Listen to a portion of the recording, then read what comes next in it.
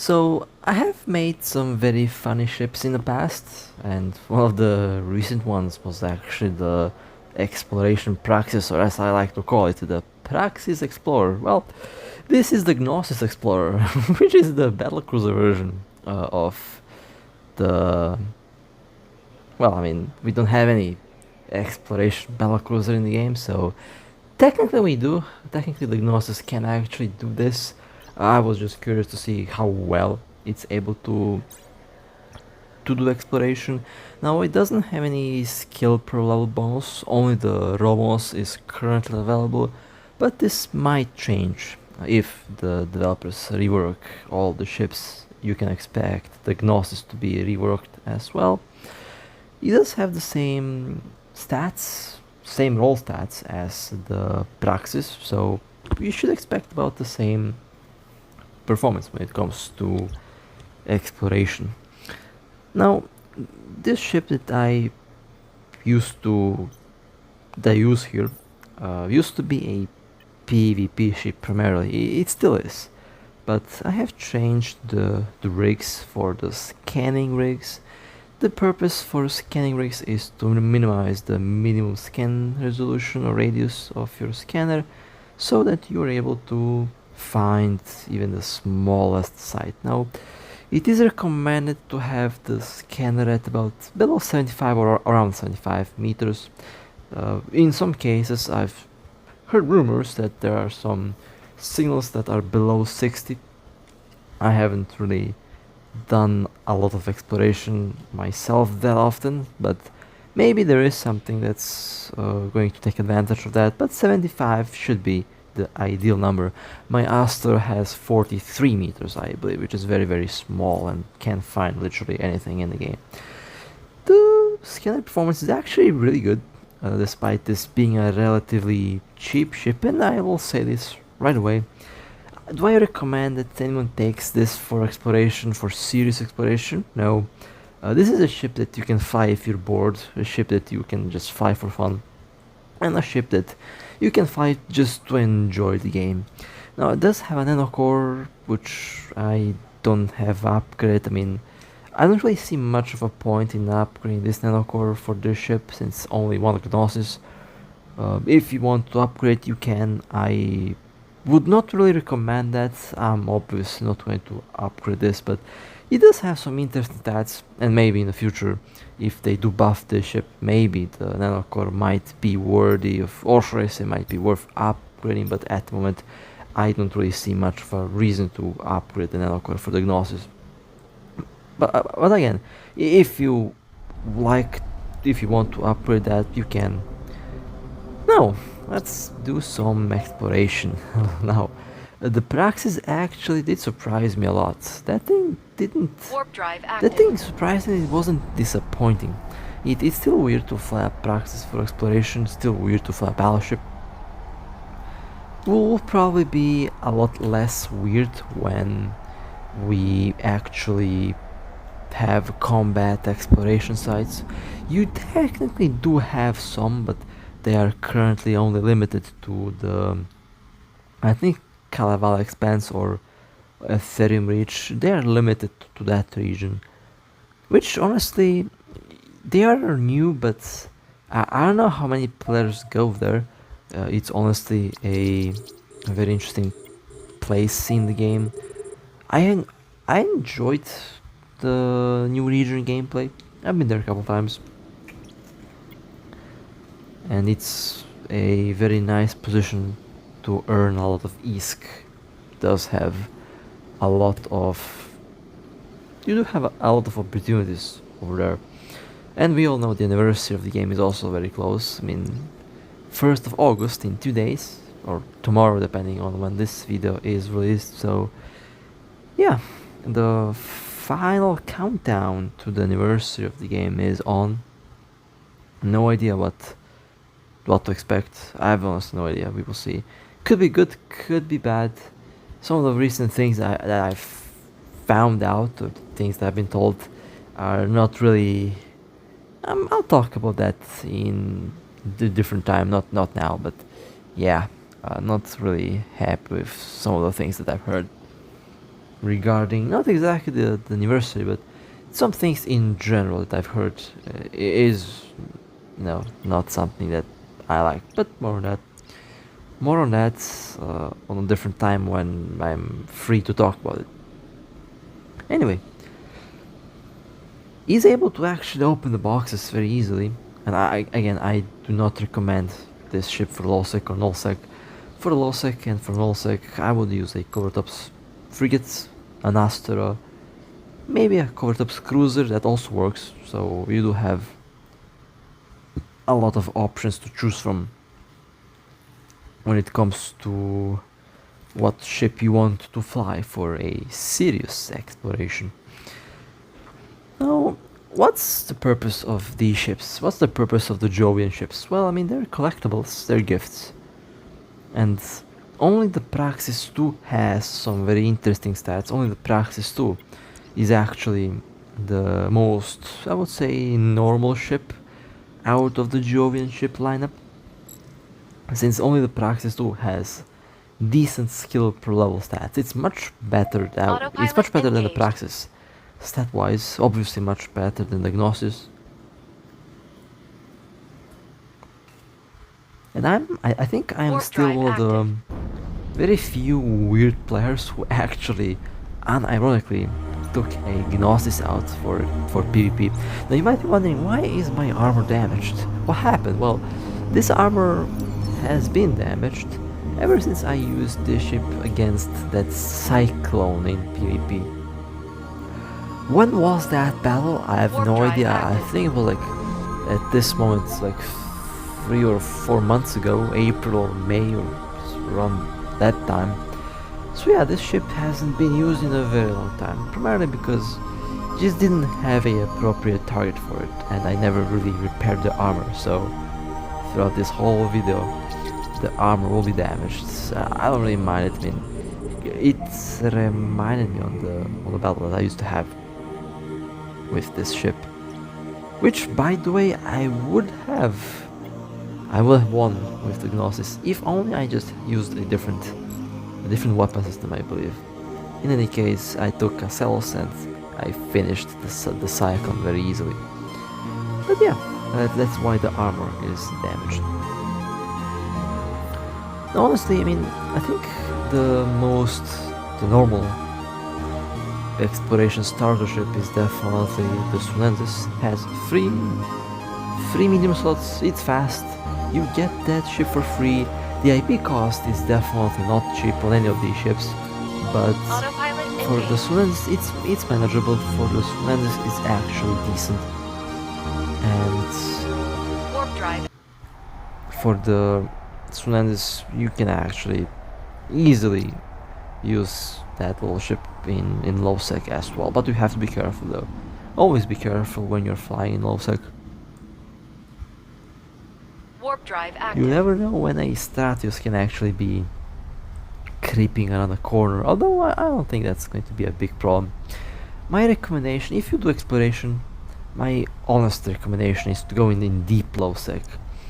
You want to go in a low sec region or system where you know the chances to stumble upon a player are very low, and usually most of the Stratius ships or Astra frigates that are hunting, they're located in the low sec that's closest to high sec. They're around that, they're lurking around those systems. They usually don't go too deep, since the chance to find a player too deep is very low, and also a very good chance that if you do find a player in deep low sec, they usually know damn well what they're doing, and they will definitely avoid the trap. So usually, most hunt in the shallower low sec, if we have to use depth as a analogy. Deep low sec is surprisingly the most profitable one and the safer one. The shallow low sec is the more dangerous one, because you have a lot of hunters over there. And by region, Galente and Calderi has most amount of hunters. Even now, even after 5-6 years of this game being active, that hasn't changed. Safest it's still the safest region in Amar and in Minmatar. Minmatar Losek is pretty much always empty from what I've seen. So yeah, if you want to do exploration in peace, that's where you can go. And the loot in general has been okay. I mean, the value of items constantly goes up and down, so I mean, by the time this video is released, some of the items can go up in price, some will go down. It's a very dynamic thing that we... I mean, I can't affect that. I can't just record a video in a certain time frame and then it takes a while to upload, of course, so it's never really in real time unless I live stream. But yeah, I Autopilot did want to engaged. do a live stream for the 7,000 subscriber special. Still plan to do that. I just hope that my internet doesn't collapse on its own. But yeah, a lot of has happened. I even updated the software on my device, and the software update is what completely changed my conception of things, because I planned to do something else, and then Autopilot it just engaged. happened. I clicked on the software update, and yeah, instead of doing a live stream, I was stuck there watching that Android version going up. It took a while. I mean, it took...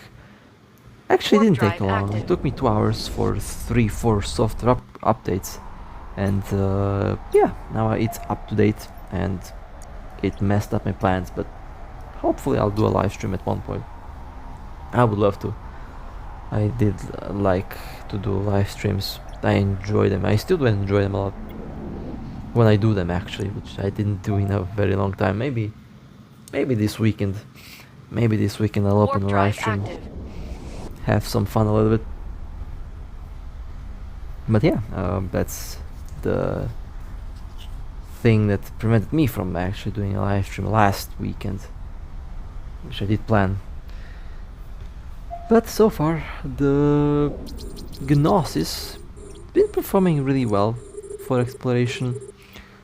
I mean, it is to be expected. Every ship that has a bonus on scanners, on the analyzers, is usually going to give some good results when it comes to exploration. Obviously, not all ships will be, you know, performing the same way, but in this case, the Gnosis does seem to be able to handle this without much of a problem. Of course, a dedicated frigate, exploration frigate, Court Ops frigate, or Sister of Eve ships will do this much better. They have stats, they have skills, and they're also a bit more expensive. That's true. They definitely cost a lot more.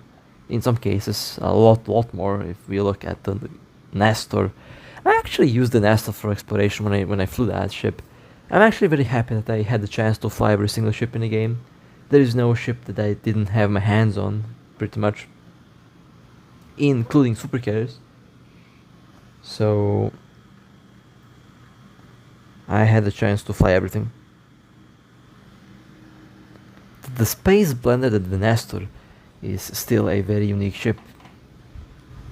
Thinking if I should, you know, get an Nestor again, but at the same time I don't really feel like flying one because I already have a drone boat.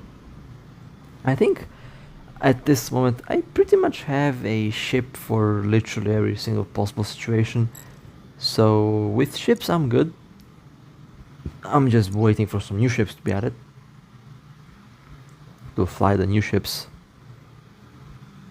Hoping for the anniversary to see something new. Maybe, maybe not. We will see.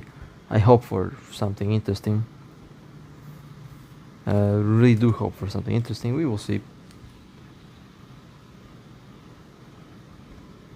Basically, my guess... I mean, we kind of already seen the tactical destroyers being teased in a way not exactly a long time ago, but the developer did talk about